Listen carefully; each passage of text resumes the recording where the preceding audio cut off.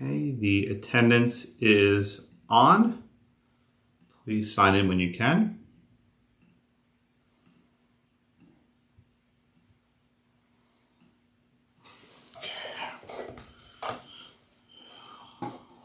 All right, I think we're streaming. Okay. Welcome back. I still don't have your midterm. Something is up. I've emailed like 3 times. I have no idea what's going on. I'm starting to get a little bit annoyed, just a little bit, because this is putting all of you at a disadvantage. I think what I'm going to do next year is just have people email me their answer, because this is a waste of time. It's just the amount of work it takes to get the exam stuff going. It frankly isn't worth it for the midterm. It really isn't. So I think next semester, not that it helps you, I'll just send people a Word document, have them type an answer, and just be done with it. Last week, someone asked me about printing the final exam, and I inquired. So here's the deal, and I'll be perfectly candid with you. It's possible to let you print the exam, but I don't think you would want it. And let me explain why. In order for you to print the exam, I would have to email it at some point in advance of when the exam begins. And if I were to email it to you in advance, even by 5 or 10 or 15 minutes, that would let people cheat. And I don't... My innate desire is to believe that people will not cheat, but my colleagues tell me that I'm wrong and I'm being too naive. And that there's already been some students who have been discussing this semester how they can take advantage of the online testing. I haven't seen it, but my colleagues feel much more confident about it than I do. So the short answer is I could send the exam in advance, but I think you would all have to recognize that that would give other students an advantage who would cheat. Even if it's 15 minutes, they can talk it over with a friend before they start. Or whatever. Exam integrity matters. Maybe not to everyone, but to some students it really matters that they're working hard and playing by the rules. And some of their classmates will not play by the rules, and they'll take a shortcut. So for that reason, I don't think I can send the exam in advance. If you have an accommodation that requires you to have a printout, then I think the school can work with you. The school's pretty good about that. You call Dean Singleton and she'll help you out. But as a general matter, I don't think I can. And I'll give you some more background. One of the things we're considering this year, and this will make my comment make more sense, is instead of forcing you to take the exam at 6 p.m., the school's considering giving you a window to take it, like a 12-hour window to take it. The advantage, of course, is that it really helps people. Some people may have childcare issues. They may have family issues that they cannot do an exam at 6 p.m. And it's unfair to make them suffer, like to have to rearrange your entire schedule for all their exams when they maybe not even able to get a babysitter at that time, given COVID. The flip side is if you give people a 12-hour window, the opportunities for cheating are significant. And I'm still grappling with this. So, for example, let's say a person has 4 exams in their section.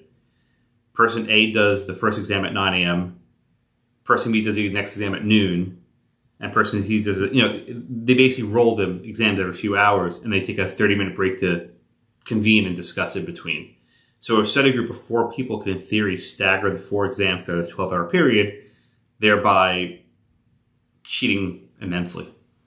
Multiple choice is both easier and harder because the exam software randomizes the answer, so it's not always A, B, C, D. It flips stuff around. But you can, in theory at least, record all the answers.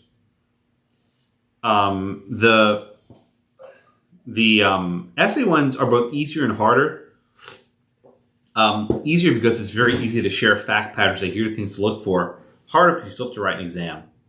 Although it's entirely possible for person A to take the exam at 9 a.m. and the persons B, C, and D to spend 6 hours preparing an answer and then just typing it in its open book. The the exam tracking software might eliminate some of that risk, but I'm not confident it's accurate. And I think it creates so many false positives that it's hard to distinguish between looking at actual notes and looking at, cheating notes. Some professors say no notes at all, in which case the exam software may be more useful. Even then, I think it's if you know the topics in advance, you can sort of prepare for them. So look, I don't have an answer for you all, and it's hard for me because I generally trust you. I maybe I'm naive, maybe I'm stupid for doing so. A couple of my colleagues are complaining that attendance, that people sign into Zoom and they just sort of peace out. They're not actually there. They have technical problems consistently. I don't actually check. Maybe I should. I don't look at the 48 square window because I think it's not a good use of my time to see who's here and who's not. But I know I call on people, and sometimes they're marked present and they're not here, and maybe I should be more stringent on marking them absent at that point. I don't, again, maybe I'm too trustworthy. I don't know. It's a failing of mine, I suppose. If anyone has any thoughts or comments, you can tell me now or in office hours. I do sincerely relay what I hear. When we have meetings and stuff. I do try to represent your views as best as I can. But it's disheartening when all my colleagues say you can't trust them, and I don't trust them. Anyone have anything they want to say?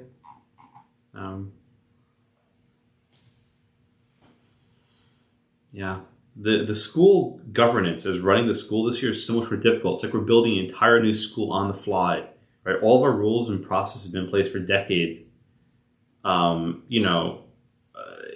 It's like thrown out the window right away. Without any sort of planning. So we're having to make decisions that probably are not ideal. Sorry. Yeah, Nancy, go ahead. COVID sucks. Yes, I agree. I'm sorry, Nancy, I didn't mean to interrupt you. It was a valid point. What's Cam made. Looking really quickly at the schedule for spring, it looks like we're having shortened classes again. I'm sorry.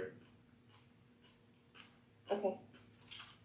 Yeah, I don't think that's likely to change. I'm sorry. Professor Blackman? Who's talking now? Chance? Okay, Chance, go ahead.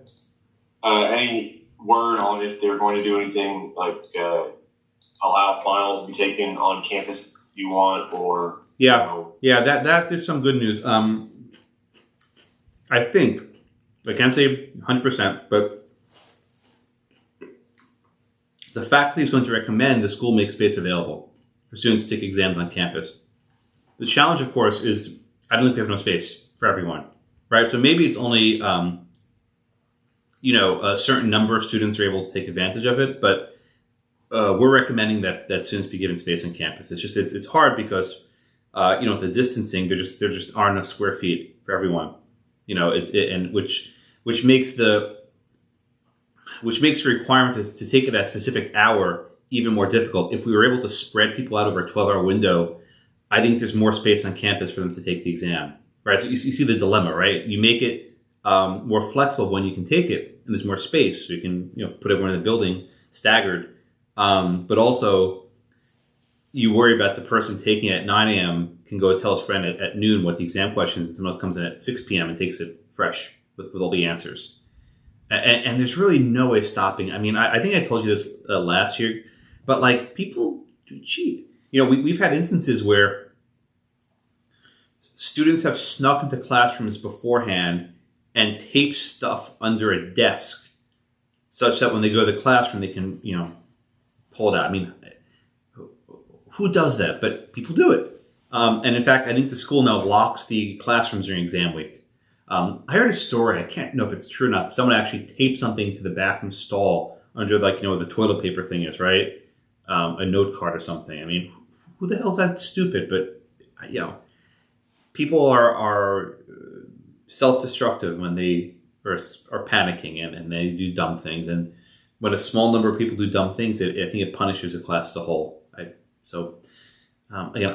I trust you. I've known you all now for about a year or so, but there might be some things that are out of my hand that I have to follow the school's policies. Sorry.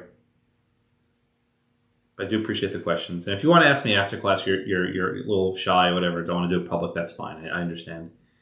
All right, let's do some property.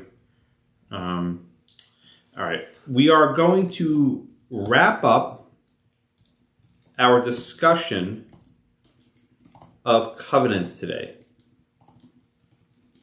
Okay? This is a hard topic. I don't want to try to, minimize it. It's not an easy topic, right? In my mind, this is like the future interests of property too.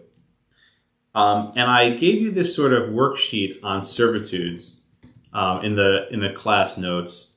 If you haven't read it through and worked through it already, I encourage that you do so. I think it lays out as clearly as I can this topic. And I'm not going to repeat all this today. I've done it right now twice. What I would like to do is go to the class notes and do a series of questions. Oh, whoops, I gave you the wrong link. I'm sorry. The servitudes ones, I gave you the wrong link. Someone's just requesting permission. Yeah, it's all my permission requests coming. I'm sorry about that. I have different folders and I gave you the wrong folder, so just ignore that link. Where is it? Here it is. I apologize for that. Ignore that link, the first one I sent. Okay, here is the servitudes correct link. Okay, my apologies. So I encourage you to go through that. But I want to start with the class notes today. And I have a series of, 5 questions. And my hope is that these 5 questions will help bring home everything we've been talking about for the past week or so. All right, so let's take a look at question number 1, please. Question number 1. Okay, it begins, O owns a 2-acre parcel. O divides the parcel in half. O conveys 1 acre to A, and O keeps the other acre for himself. Oh, look at that. Himself, herself. I was trying to be anyway, himself, just I'm going to get herself, make it easier. O keeps the other acre for herself. The deed from O to A covenants that both parcels would only be used for residential purposes. And this question is, are O and A in horizontal privity? Yes or no?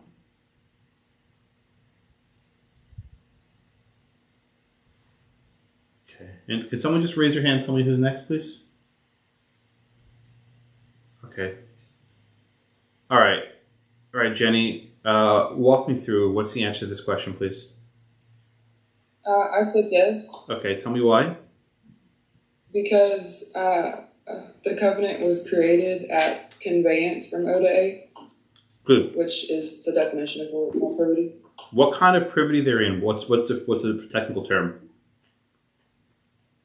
Horizontal. Well, there are 2 kinds of privity, right? There's horizontal and vertical. But what's like the more formal term that you would actually see in a case? It's called privity of... privity of estate. Okay, perfect. Okay, privity of estate. Now, one more question, Jenny, before I let you off. That was an easy one, right? What does it mean that both parcels are subject to the covenant? What do we call that? Mutually restrictive. Okay, very good. Thank you so much. Okay. And I think almost all of you got that right. 95% of you, which is very good. Thank you, Jenny. Right. This is what's known as a mutually restrictive covenant. And these are very common in subdivisions where you have a huge plot of land with a common owner, and then that owner chops everything up into separate lots. And the way this works is each lot is basically conveyed with the covenant attached to it. And that's the way these are usually created. I think in all the cases we did in Aponzit, the Sanborn case, right, we have a subdivision. Now you can create covenants without a subdivision, but it's a lot harder. Okay? Okay. All right, now take a look at question number 2, please. We learn that B takes A's parcel by adverse possession.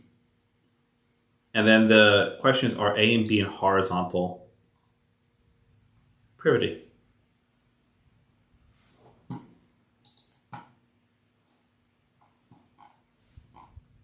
Okay. I think Lexus, I think you're next. Maybe, what's your answer, Lexus? I said no, because when you do it by average possession, it does not succeed to the original owner's estate, but takes a new title by operation of law. Oh, what a perfect answer. Say that one more time. You perfectly stated. Just say it one more time. So I said an average possessor can't have vertical property because an average possessor does not succeed to the original owner's estate, but takes a new title by operation of law. Exactly. Okay, thank you so much. The very definition of vertical privity is that the successor takes the estate of the predecessor. So whatever estate A has, B would have, right? And what does A have? A has a fee simple subject to a covenant. But the adverse possessor doesn't take that estate. He takes an entirely new estate. He takes a fee simple absolute, no covenants are attached. Right? So because he takes without it, the two are not in vertical privity. Okay, perfect answer, Lexus. Thank you. So the answer here is no. All right. Now let's look at question number 3, which continues from question number 2. Does the burden run from A to B?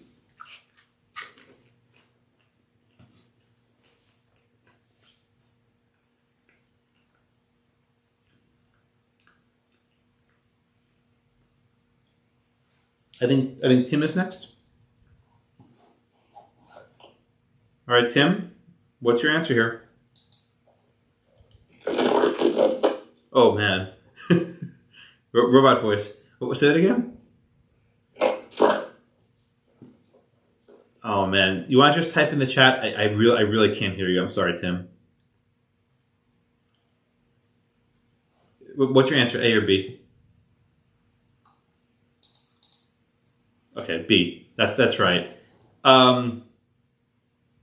Yeah, just got to work on that microphone. Maybe we can talk after class about it because it's problematic. Maybe the school can help or something. Tim writes, in order for the burden to run, you need to have both horizontal and vertical. Okay, that's correct. I know you know the answer, Tim. It's just it's really hard to hear you with the robot voice. The answer, things I never thought I'd say in class. Students have robot voice. So thank you, Tim. That's very good. The burden does not run from A to B, right? At common law, for the burden to run, you need two things: horizontal privity and you need vertical privity. You need both of them. We know there's horizontal privity that was created at the time of the subdivision, but there's no vertical privity because the B acquired the land by adverse possession. He's a squatter. Okay, and that creates an entirely new estate. Okay.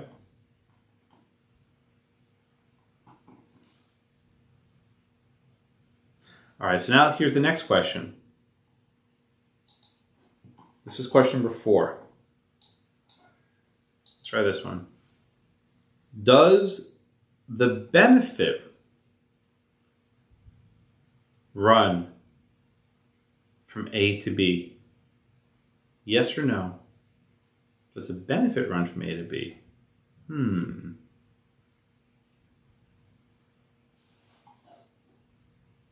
This one's going to be for Giancarlo, about 10 seconds.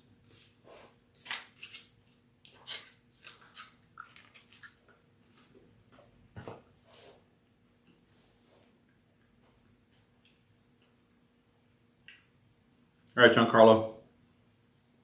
So I'm going to put E here. That's not the right answer. All right, Giancarlo, what's your answer here? So I said it does not run. Because even though it's a more relaxed standard, this is a whole new estate. So even though the benefit can run if it's a lesser interest carved out of that estate, this is still a completely different estate because it was acquired through adverse possession. Yeah, I think this one's actually a close call. I admit. I wrote this question. I sort of go back and forth. I think your answer could be right. But I think actually the better answer is the way benefit would run. And let me just explain my thinking. Even if you couldn't enforce as a real covenant law, you might be able to enforce as an equitable servitude. Right? like I said again, even if it doesn't meet the strictures of the real covenant law, I think you might be able to squeeze this as an equitable servitude. And the reason why is that there's notice, right? There was the intent to bind. It touches and concerns the land. So whenever you have a question on covenants, and you reach a point where you say, yeah, I don't know if there's horizontal and vertical privity, you then need to sort of default to plan B and say, well, maybe this can be enforced in equitable servitude. So I think you're probably right about the covenant, although I think the benefit might still run under a vertical privity. It's a very loose standard. But even if that fails, I think you still have to look at the, what do you call it? You still have to look at the equitable servitude option. Does that make sense, Giancarlo? I think your reasoning is sound. And if you put that in the exam, I think you would get most of the credit. But I think you'll still need to consider the follow-up and ask yourself, is there equitable servitude? Does that make a little sense, Mark? Yeah, no, that makes perfect sense. Let's look at the equitable servitude if there's any doubt about that. You always have to sort of fall back, which is why, again, I wouldn't give you a multiple choice for an exam. I don't think it's fair. But I put this question here to get you thinking that even if you don't meet the strict requirements of real covenants, which is always possible because the rules are very strict. Now, I think the stand for vertical privity on the benefit side is just so loose, but they're not really in privity. I can go back and forth. I can see it both ways. Nick, you have a question? Yeah, so I put B as well for basically that same reasoning. And I was just wondering, if the benefit can still run because you fall back on equitable servitude, then doesn't that also somewhat imply that a burden would still run as well if you think about a subdivision? Because that person would still actually have a burden based upon a potential equitable remedy that could be floating out there against them. Yeah, I think that's right. And let me explain my thinking here. I think what you're saying is correct. But generally, the courts are much more hesitant to have the burden run than to have the benefit run, if that makes sense, right? I didn't really discuss in this case if there was notice, although I suppose... Well, actually, you know what?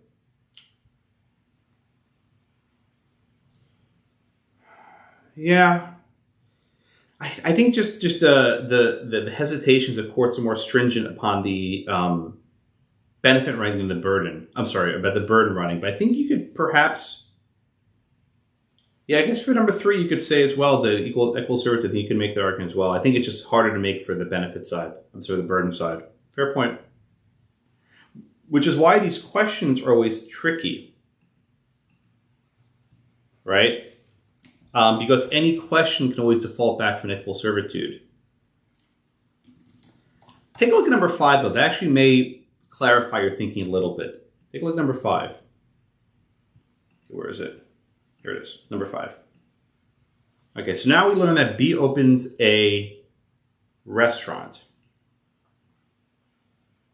Right? Can O sue B for damages?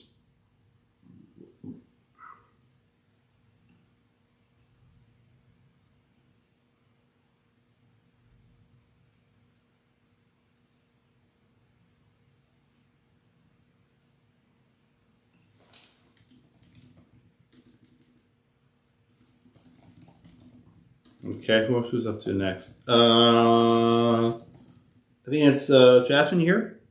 Yes. All right, Jasmine, so help us out here. Before I get to the actual question that I asked, generally, in order to obtain damages, what kind of servitude do you need to establish?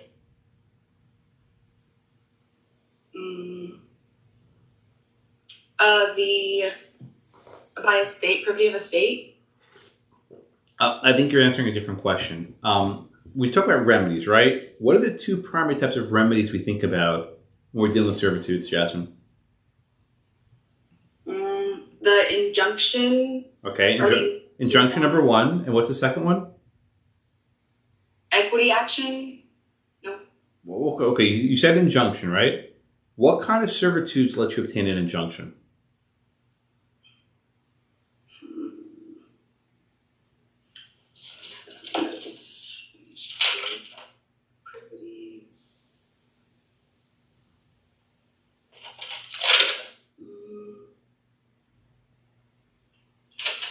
I'm not sure.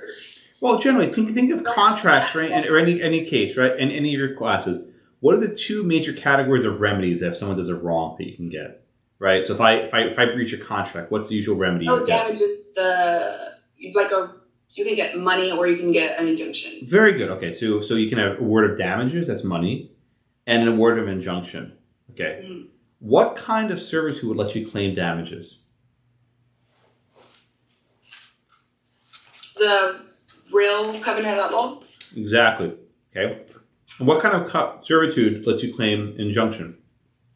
The equitable servitude. There it is. Very good. Thank you, Jasmine. Right? So we know that a real covenant lets you get damages, and equitable servitude lets you get an injunction. In this question number 5,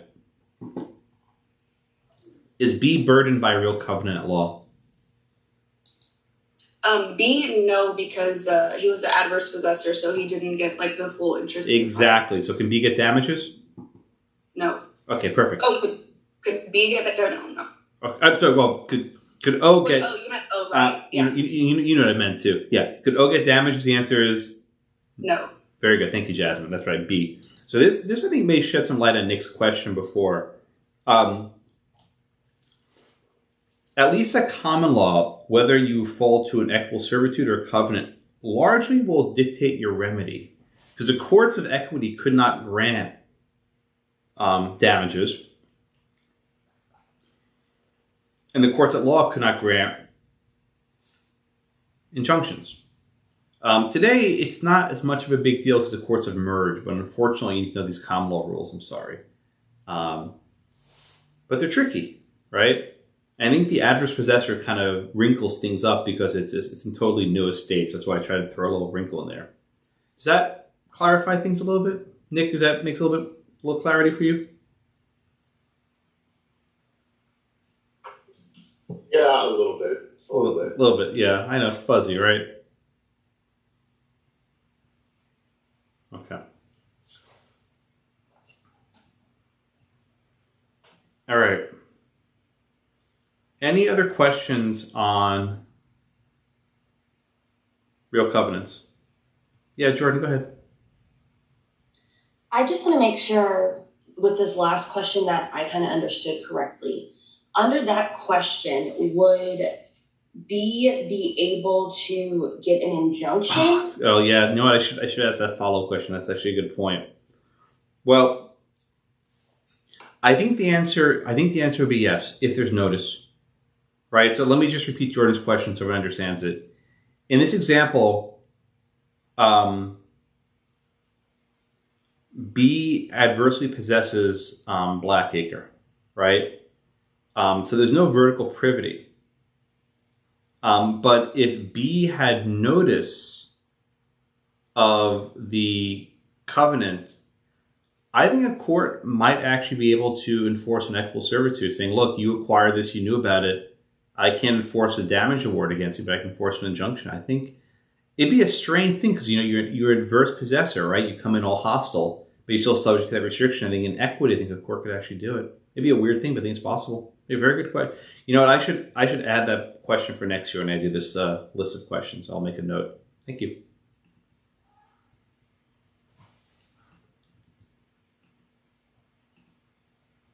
Okay.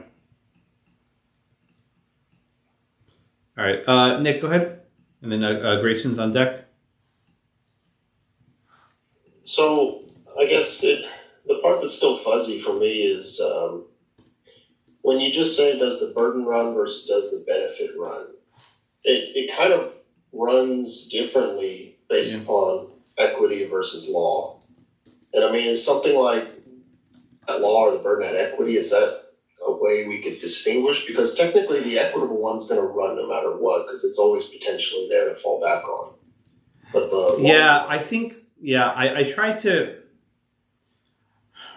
I tried to frame the question in such a way not to give away the answer. Does that make sense? It does. I'm just for like exam purposes. Right. So we're analyzing later. Like, how do we clear up the ambiguity? Is kind of what I'm just trying to key in on. Yeah. So let me just explain Nick's question. Let's say I put the question. I said, does the burden run as a covenant, or does a burden run as a real covenant law? That would sort of give away the question of what I'm looking for. The courts. Let me put it this way, Nick. The courts are not always very precise with the terminology. Like, for example, in the case today, Sanborn, they keep talking about an easement when they're just not really talking about an easement at all. They're really talking about an equitable servitude. You notice that? Right? In the Neponsit case, they sort of go back and forth between equitable servitudes and covenants. They sort of go back and forth. So, the terminology is not very precise. I actually emailed the casebook editor last night about this, and when he told me something that I didn't know, in the early 20th century, the terminology hadn't really settled, right? The phrase equitable servitude hadn't really come into common usage till a little bit later. So the courts didn't have the sort of bright line that we have today between covenants and equitable servitude. They just didn't have that. So I think when I use some of the words used in cases like, does a burden run with the land, that reflects the fact that the terminology just hadn't settled yet. And that's why, unfortunately, this is a fuzzy topic. And I can try and do better next year. Maybe I'll clean it up. But I try to use the words used in cases. That make a little more sense, Nick? Yeah, I didn't quite know that. But apparently in the early 20th century, the phrase equitable servitude had not yet come into common usage, which is why Neponsit and Sanborn just don't use those phrases the same way we would today. Yeah. The casebook editor was up at midnight, just like I am, responding to emails, which I appreciate. Grayson, go ahead. I was wondering, if you get property through adverse possession, do you have like a duty to do a title search just to see if there's some sort of restriction on it? That's a good question. Can you get constructive notice off it? That's a really good question. I don't think there's a duty to perform a title search if you're squatting on land. But I think you would get the sort of notice at issue in Sanborn, where if you look around and you see it's an entire lot of residential, then you have almost an inquiry notice to inquire. It's a very strange concept.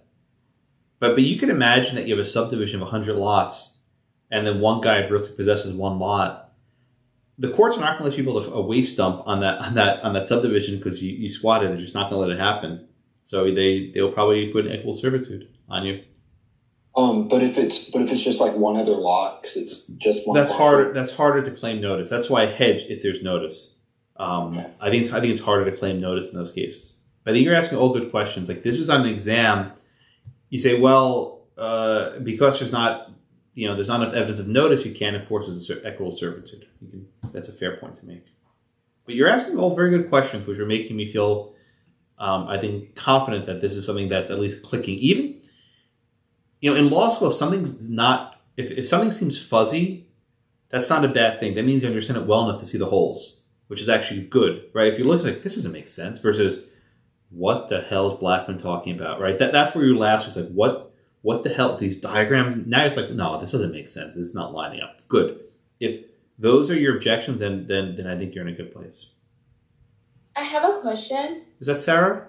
Yeah. Okay. Sarah, go ahead. So you said that when it comes to adverse possessors, the burden does not run with the land because they acquire a new title, and therefore there's no real covenant at law, so they can't sue they cannot sue the adverse possessor for damages. Yeah. However, since the burden does not run with the land, how likely would they even be able to prevail under an injunction? Because the burden is not even there. Well, when you have adverse possession, the covenant terminates, right? That's one of the things we discussed later in this class. So the burden does not run at all, so you can't enforce it, but you might be able to enforce as an equitable servitude. Yeah, so my question is like, how likely would they even be able to prevail since they're not expected It's to? gonna be a hard lift. It's gonna be a hard Yeah. lift, which is why I think the answer is probably no. Yeah. Right? That's why I think that was John Carlos' question a few minutes ago. Right? Yeah. I think the answer is probably no, but it's possible that a court may come in and say, if there was notice, we can enforce it anyway. Yeah. Okay. Thank you. Yep. Yeah, that's the Western Land case where they discussed that adverse possession is one of the grounds on which a covenant can be terminated. See, there's so many different pieces that fit in together with this doctrine. It's very complicated. This is a lot of moving parts. All right, let's go on. Never enough time in this class, but we'll make do. 3 cases today. We have Sanborn and McLean, which we had, I think, originally signed like a week and a half ago. It's finally getting to it. Shelley v. Kraemer and Western Land. Let me just give a note on Sanborn at the outset. This is a case where the court uses the phrase reciprocal negative easement. Right? Oh, sorry, or negative reciprocal easement. They keep saying negative reciprocal easement. You might think that this is actually an easement, but it's not. And whenever you see in this case the phrase negative reciprocal easement, just think of an equitable servitude. And the reason why is that this cannot be an easement. It's not in writing. Right? The entire purpose of an easement is to be in writing, and this is not in writing. There's some circumstances where you can imply an easement, the quasi-easements, but it doesn't meet the requirements here. So this is just a case about equitable servitudes. It's not about easements. And so just ignore the terminology. You think my terminology is fuzzy? Look at this case, right? This is a state Supreme Court. All right. Who's next? Nancy, are you next? Yeah, I was just looking to see if that was the case. I think so. I think so. So you want to give me the fact on Sanborn, please? Sanborn, so McLean purchased a lot in an upscale residential subdivision in Detroit. Mm-hmm. Is this right? I'm sorry. It's been a while. I'm a little fuzzy. I know, that's okay. So far, so good. She purchased this lot, and I think that there was a house partially built on the lot. They completed it and lived in it. All the other houses had lots, but then they decided to build a gas station behind their house. And the neighbors sued the McLeans, claiming that the lot was impliedly subject to the same residential restrictions that appeared in all of their deeds. I guess McLean's deed did not have that restriction stated. Okay, very good. All right, thank you so much for that, Nancy. All right, so this is a fairly common case where you have a person who had a huge plot of land, and then he subdivided the land into a lot of lots. So here I have a lot in Detroit, and there were 90-something lots, okay? There was one lot, there were about 50-something lots that had the restrictions imposed in the deeds. And then there were about 40 lots that did not have the restrictions. In this case, McLean purchased a lot that did not have the restrictions. Okay? He purchased a lot that did not have the restrictions. Then McLean tries to build a gas station, which seems like a common thing, but this was the 1920s, and gas stations just weren't that common back then. And he builds it in a residential community. Now, at the time, if McLean had just sort of looked around at every lot, he would have found that everything was residential, right? Everything was a one-family home, two-family home, whatever it happened to be. But if he looked at his chain of title, going back to the grantor, McLean, he would have seen nothing in his chain of title restricting his lot. And indeed, the facts suggest that he had no notice from the prior owner, the successor in interest, that there was any restrictions. Okay? So let's start here. Jordan, you here? I called you a minute ago. I know you're here. Yeah. So Jordan, start with the easy question. Is there an actual real covenant law that can be enforced here? No. No. How do we know that? We know that because it doesn't meet the 3 requirements to form a covenant at law. Okay, good. Which requirement is not satisfied? It is the...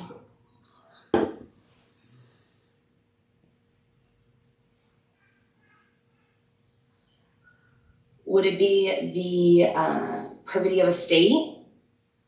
Well, was there horizontal privity here? Just let's be clear. Was there horizontal privity? I instinctively say no, because while there was a transfer of property, I didn't think the agreement happened. Perfect. Yes, there's no horizontal privity, and there's no privity of estate. Okay. Thank you, Jordan. All right. So there's no privity of estate here, so you cannot enforce a real covenant law. There's also a simpler answer, which I was going for, but Jordan gave me the harder answer. The simpler answer is statute of frauds, right? In order to have a real covenant law, you need to have a writing, statute of frauds, and there's no writing here, right? There was never a promise made, but she actually gave me the even better answer in that there's no horizontal privity, and she's 100% correct. There's no horizontal privity. Okay, so now, Megan, you here? Yes. Okay, so if there's no horizontal privity and there's no covenant law, what do we next consider? What's like the next step in our thought process of how to approach this question? Whether it could be equitable servitude. Okay, very good. And remind us, what are the requirements to enforce an equitable servitude? So they must intend to bind the successors. It has to concern the land and touch it. Good. And the owner of the surveying estate has to have notice of the promise. Okay, so let's do the first element first. Did McLean, the original subdivider, intend to bind his successors? Yes, that's what the court assumed, because they restricted how the land could be used, so anyone else who used the land. Well, you said the court assumed it. What do you mean the court assumed it? They said it. Well, it said that they had like a general plan, I think, for how they wanted the land to be. Yeah. Okay. That's what I was looking for, Megan. What is a general plan? What does that mean? Instead of getting real specific with how it's to be used, they're just kind of like residential purposes instead of saying single family homes or. But did the governor? I'm sorry, not the governor. Did the grantor impose those on all the lots in this type subdivision? No. Maybe he just wanted some to be residential and others to be whatever. Do we know? No. Do you think? I mean, I'm not trying to be critical of the court here, but do you think that this concept of a general plan was really established? I don't think so. No. Yeah. Thanks, Megan. I appreciate that. I'll move to someone else in a minute, but I think the first element is tougher. I mean, maybe the answer is yes, but he put the covenant on maybe 60% of the lots. And maybe that's because he was careless, right? Maybe because he was sloppy, maybe just forgot. But I think the court kind of jumped over this one a little bit too quickly. I think the answer might be yes. Ultimately, there was an intent, but I think a little bit more analysis has to be done to get there. Cam, I see your hands up. Yeah, that was the actual question. I mean, somebody shady could, at what point does you get over that threshold of it being somewhat implied as far as, Because, I mean, if you sign up so many people to agree to this, and then get into the future, they're the rest of them are kind of stuck with it. Yeah, especially with an equitable servitude, you'll need to show vertical privity as well. I think that's right. I always had difficulty with this part of the case. It never quite sits well with me. But at least you can understand the court's analysis. You don't have to agree with it, and I don't care if you agree. That makes sense a little bit, Cam? Sorry. The second element, whether it touches and concerns the land, that one again is pretty easy. Restricting how the land is used is the classic example of touch and concern, right? Whatever it is, it's not paying money. This is it. This is easy. So really, the third element, notice, is where everything happens, right? This is the core of the case. John, you here? Yes, sir. All right, John. So, what kind of notice did did the McLeans have in this case? Let me pull up my notes.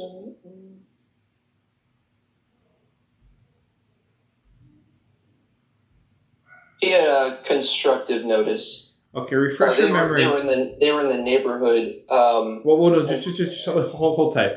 What does constructive notice mean? We discussed this term earlier this semester. What's constructive notice?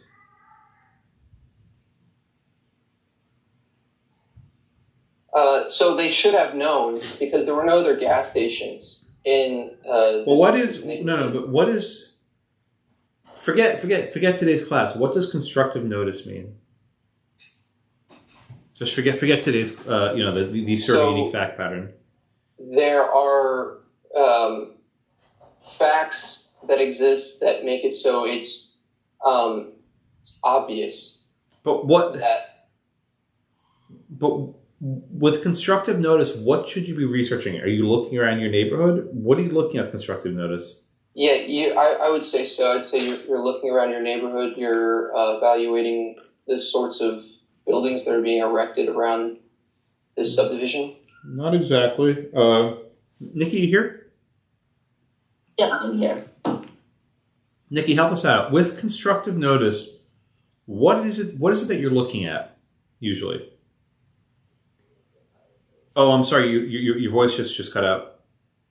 So you do a title search and look at the record. Okay. So Nikki, now if you do a title search of your own property, would it reveal any sorts of restrictive covenants? The restrictive covenants on you or the restrictive covenants on the rest of your neighborhood?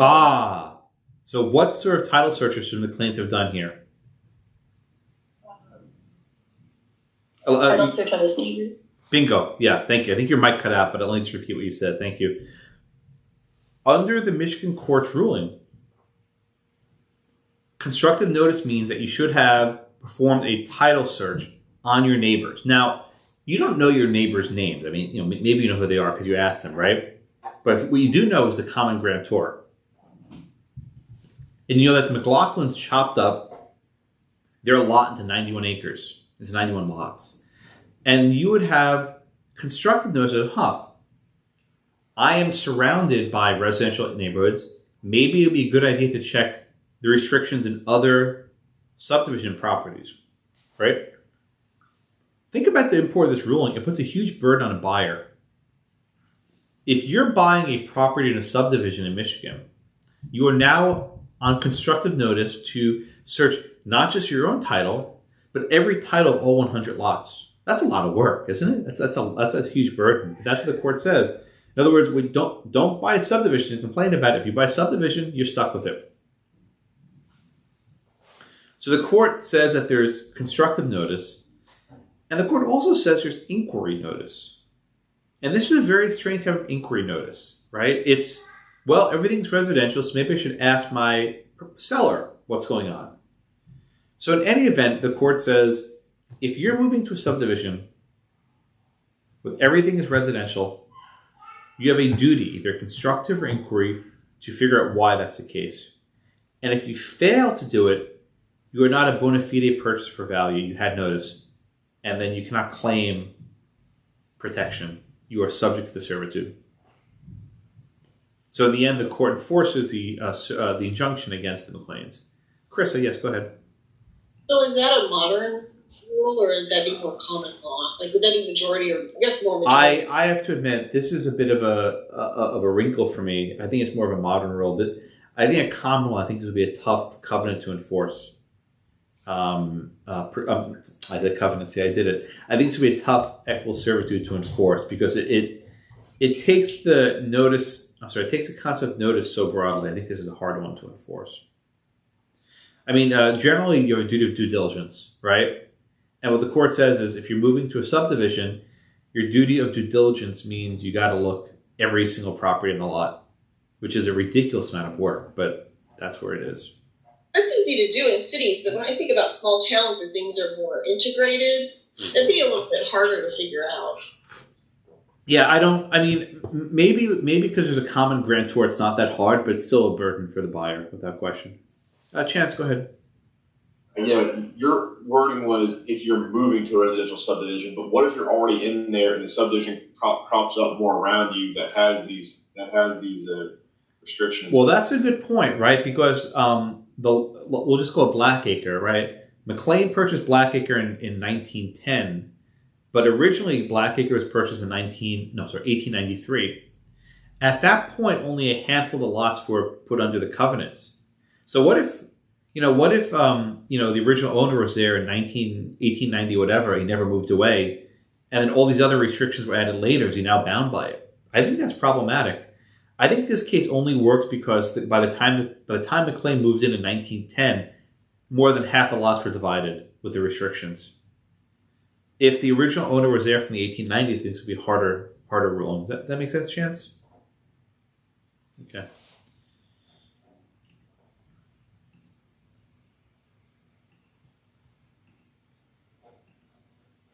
Okay. Other questions in this case? It's a tricky case, and Chris asked me, is this a common law case or a modern case? I think this has to be modern because I think it's wrong. Generally, I think the case is wrong because it's a modern rule they don't like very much. I like the common law rules because they have some teeth to them. I'm sorry, it's true. It's true. You're allowed to disagree with cases. You're all adults here. You're allowed to say that's wrong. It's a very weird case. I don't like it. I don't think I would enforce the covenant at all. I would just say it's not enforceable. Okay.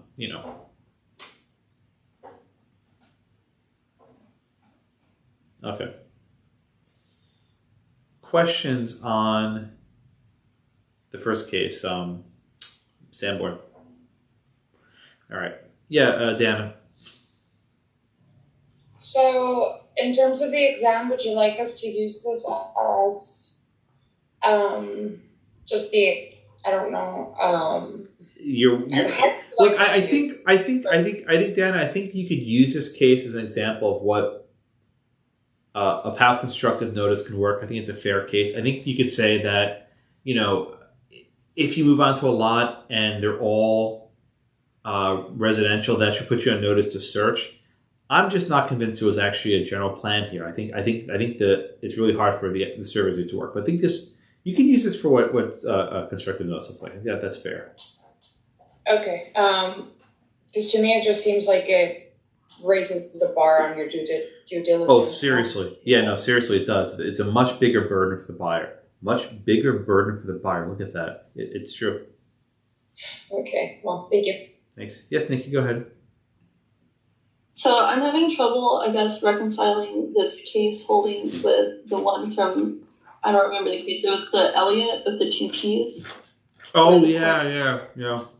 Not have the obligation to search alternative means. Should we just keep this organized under the topic in which it's presented? I think they're different. You think of it, was it Orr v. Buyer? Was that it? I think that might be it. I think it's Orr v. Buyer. My memory, I think that's right. Here, there's no spelling issue, right? We know that there was a single common grantor in the McLaughlins. Right? There was a single common grantor in the McLaughlins. So it's not that hard to figure out who you have to search for, right? In Orr v. Buyer, it wasn't that that you had to have more time to search. It's you don't know what to search for. You'd have to search the entire, different variants. Here, there's only one name to search for. So I think it's a little bit easier. Okay. I was hearing echo if you heard that as well. Okay, thank you. All right, any other questions in this first case? This was the hardest. The other two cases I think are a little bit, easier is the wrong word, but they're not as complicated. All right, we have 15 minutes left for these two cases. I will take over. Yes, someone complained we're not getting our 15 minutes back. We're stuck with these short classes for a year. Yeah, not happy about it. All right, the second case, you might be thinking, Josh, why is this in property and not in constitutional law? I'm not really sure. It really is a common law case. It has very little to do with property other than the fact that it involves a covenant. Now, I want to actually teach you there's a property angle to this case that may not be obvious to you. This case involves what was called a racially restrictive covenant. Right? A racially restrictive covenant. And it's exactly what it sounds like. Throughout the United States, you had covenants imposed on land that restricted who could own it. African Americans, Asians, Jews, all the undesirables were not allowed to own the land, right? These were very common. In fact, if you notice the case at the Supreme Court was 6-0, there were three recusals. Why? Because several of the justices had these on their homes. By the way, I told the editors about that. They didn't know that I added that to the books. That's why it's there. You're welcome. But it's not a good history. Not a good history at all. Now, let's just pause for a second and think about property. Were these servitudes enforceable? Well, let's just think of the facts in Shelley for a minute, right? There were 57 parcels of land. Most of the property owners signed these covenants, but not all of them did. Were these servitudes enforceable at law? Well, no. There's no horizontal privity, right? Unless all of them agree to mutually restrict each other's land, you don't have horizontal privity. These covenants were not created through conveyances. They were just sort of added and slapped onto deeds. There's no horizontal privity. There's no privity of estate. These are not enforceable covenants. So what about an equitable servitude, Josh? Can you enforce as an equitable servitude? Well, the second element, I think, is tricky. Does this restriction touch and concern the land? Does specifying the color of the skin of the person living in your home touch and concern the land? I don't think so. It's not saying what you can build on or how you can use it, it's just who lives inside. So even at common law, these covenants should not have been enforceable at law. And I don't think these were equitable servitudes that can be enforced in the court of equity. So this case should have never been, right? Just putting aside everything about the Constitution, right? These were not enforceable agreements. But as you'll find, the courts during this period found ways to enforce things that probably weren't correct as a way to reach certain results. This was a Missouri case. There's some bad history in Missouri. I think you say Dred Scott yet in common law? Yeah. You probably know this, but in Dred Scott, the Missouri Supreme Court reversed its own law to hold that Scott could not become a citizen. So there's some bad history here. So put aside for a minute property. We'll talk about the Constitution for a minute. The 14th Amendment only limits state action. What does that mean? If the state involves some discrimination, then it goes against the terms of the 14th Amendment. But if private actors discriminate, it's not unconstitutional. For example, if you have a business and you fire an employee because of his race, you may violate some sort of civil rights laws, statutes, but you're not violating the 14th Amendment. The 14th Amendment only limits state action. Okay? So why is this case come out the other way? Well, the court has a very specific holding. The court holds that the agreement itself might be valid, that you can have a racially restrictive covenant, but if you try to enforce it in the courts, there is state action. In other words, if you enforce a restrictive covenant in the courts, you're bringing the courts, the government, into your racist ploy. And that's where the state action comes from. And because they sought to enforce this racist contract, this racist covenant in courts, there was state action. So here, there is a connection to the 14th Amendment, and the courts cannot enforce these rules. So in the end, the court holds that these racially restrictive covenants cannot be enforced, but they can remain on the books. So as it stands now, countless properties in the United States have racially restrictive covenants on them. I would not be surprised if at least one person in this class has it in their home. They're there. Now you might ask, Josh, why can't you just get rid of it? Well, getting rid of a covenant's hard. I'll discuss in a minute. There's 10 ways of getting rid of them, but they're not all easy. In fact, some states have enacted legislation that makes it easier to eliminate these restrictive covenants, which are not enforceable. But even though they're unconstitutional, they remain on the books. In the 1980s, I think Chief Justice Rehnquist, his summer home, I think in Delaware or somewhere, turned out to have a covenant on it. And I think, if memory serves, Joe Biden also had one in his house back. Nothing ever changes. I think Biden had one in his house also. So a lot of these homes had these restrictions on them. And they're very hard to get rid of. All right, any questions on Shelley? It's a very good case. I mean, I don't know why it's in property, but I teach it here because it's in the book. It's a useful case to know.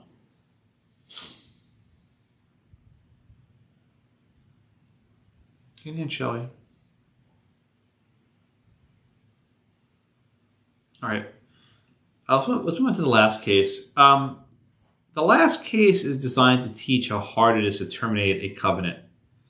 There are 10, count them, 10 ways to terminate a covenant. And by the way, I think these same 10 rules apply to easements as well. They're very similar. I'll run through them quickly.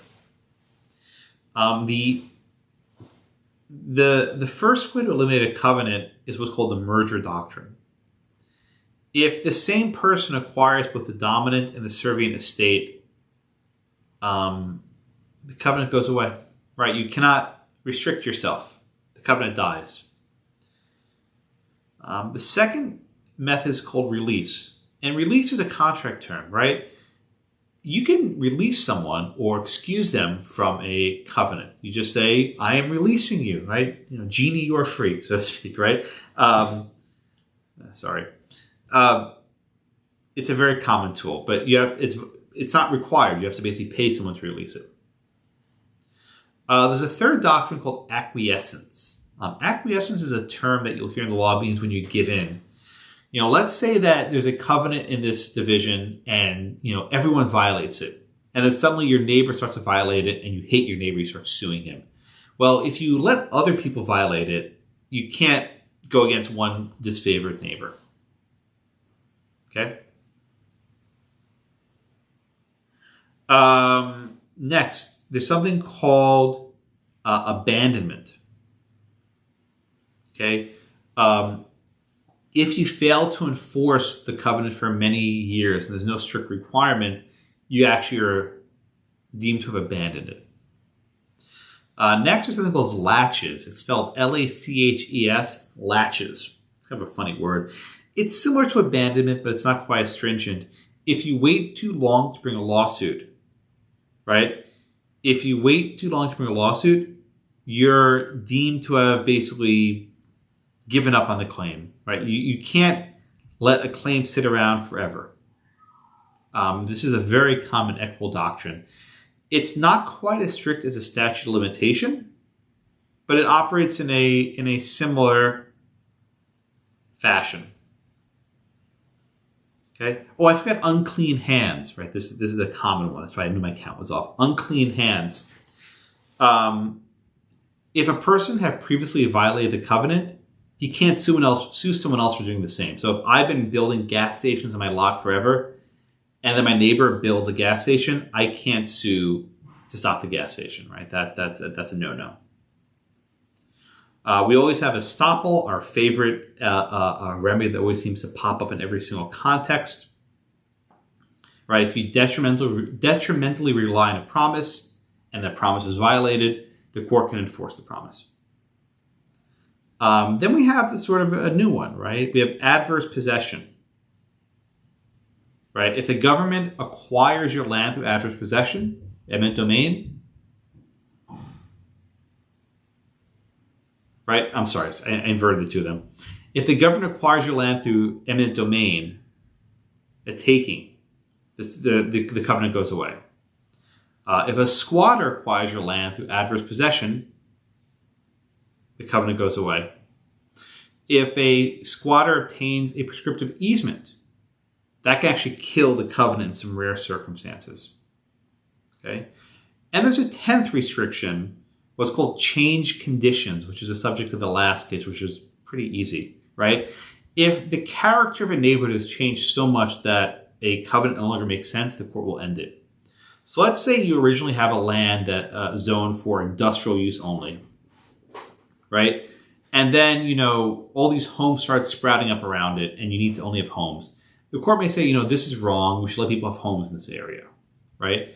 If the circumstances change so much, such that the covenant no longer makes sense, the courts will just say, we're going to terminate the covenant altogether. But this is rare, and the courts don't like doing this because there's always going to be some value to a covenant somewhere.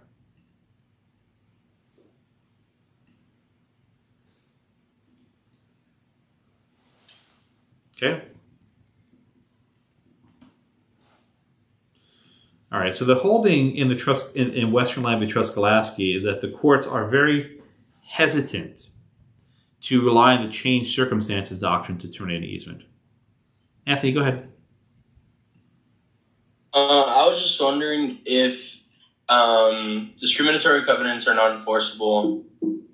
So why haven't most of them just disappeared because of abandonment already, instead of still being it's a good question. Abandonment is not automatic, right? Okay. A court would still have to say, this covenant has been abandoned, therefore won't be enforced. But that requires judicial proceeding. It doesn't just automatically wipe off it's a record in a book somewhere, right? It's in a dusty old book.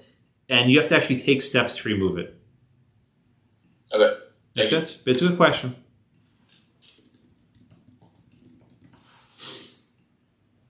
Chance, go ahead. So basically, when we're doing analysis, we go, okay, is there a covenant? Maybe could the covenant have been terminated? C 1 through 10. If there's no termination, then look at equitable servitudes. Oh, you're seeing how this goes, don't you? Yeah. Let me wrap up a bit. I think we've only got a moment left. I'll be happy to summarize a bit. No. You're quite all right. The topic of covenants has a lot of moving parts, right? And let's just try and take this from like a 30,000 foot perspective. Just try to put this all into context, right? When you have any sort of servitude question, you have to ask yourself, first, are we dealing here with an easement, a covenant, or an equitable servitude, right? I may not always tell you in the exam exactly what you're dealing with. Maybe I will, maybe I won't. Who knows? And then once if you know it's an easement, you say, well, maybe it might be an implied easement or an easement by necessity. Maybe the easement wasn't created in writing. Right? With the real covenant law, you have to ask yourself, was there any intent to bind? Right? Did the restriction touch and concern the land? Is there horizontal and vertical privity? Does a burden run? Does a benefit run? Are you seeking damages or an injunction? If not, you ask yourself, well, is there maybe an equitable servitude? Can this be enforced based on notice? Is there constructive or inquiry notice? And even after you get through all those steps, you can ask yourself, was the covenant terminated by maybe a merger or release or unclean hands or acquiescence or abandonment? There are like so many, there's so many steps involved. Students, again, try to flowchart this, and it's like it's like a buried treasure map where all the lines keep like zigzagging back and forth. It's going to be very hard to do. The only way to, I think, really grapple with this topic is to do questions. My old exams should be helpful to an extent, but it won't give you everything. But you need to struggle with this. There's no other way of describing it. All right, I am over time by a minute. Any other questions? All right, I have the minute poll going. Please put your answers in. Someone just put a long thing in the chat.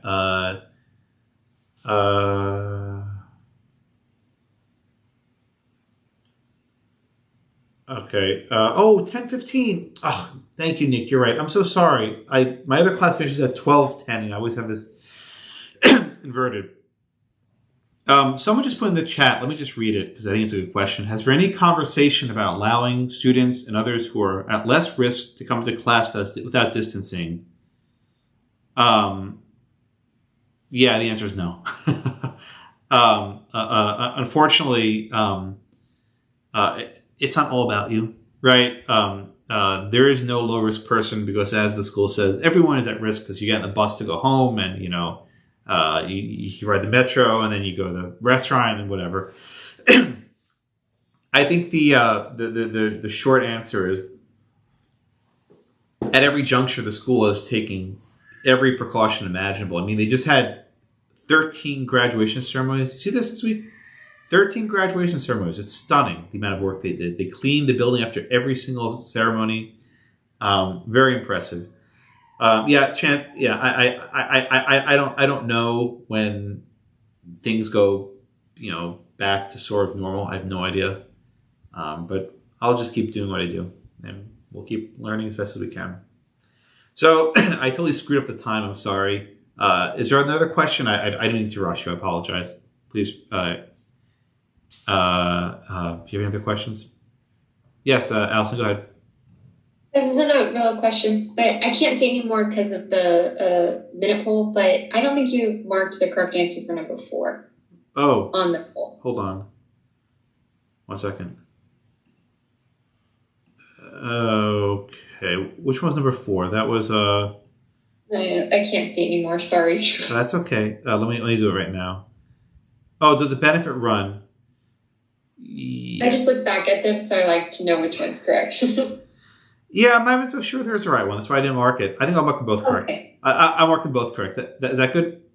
Yeah, that's fine. This is like a Little League where everyone gets a participation trophy. Like, you'll win. But I think I'll give both credit because I think they both are actually. Sometimes I write these questions, and then I see the answer to both of them, and then I'm like, wait, that's not a good multiple choice question. I'll fix it for next year. Nikki asked, why are the classes online? So why the 15-minute reduction? There's a fear that professors are not going to be able to hold a student's attention span for a full hour and 30 minutes. A shorter block might be useful. I don't think I have that problem. I don't know. Maybe I'm biased, but I think I can hold an attention for 2 hours. I've done much longer classes on Zoom. All right. Now I think I'm done. All right, everyone. Thank you so much. I'm sorry, Chance. The thinking was that it's hard to hold a student's attention span for the full 90 minutes. Like, I'm teaching First Amendment in the spring, and it's a 2-hour class. So they made it 2 1-hour blocks, which is so stupid. It's such a waste of time. I'm not happy about that. It's a 2-hour class that should not be broken up into hour chunks, but whatever. Not my choice. All right, everyone, go away. I'm done. Thank you so much. Professor? Yes. Not to hold anyone else, just a question to you. Yeah. Do you think if enough of us state on our course reviews how much we missed with that 15-minute Please, discussion. that would be lovely if you We did that. missed so much discussion. Yeah, I know. And some of our other teachers are so rushed that I'm Mm-hmm. having to go back and watch a lot of the videos just to figure out what the heck they said. I think that'd be a very I'm not going to tell you to put in your evaluations because that's not my decision, but I think you make a good observation. Thanks. All right, now everyone get lost. Go away. I'll enjoy your next class. Hey, Professor, sorry about being a smart ass. You can't help it. Good. Bye, Chance. Sorry.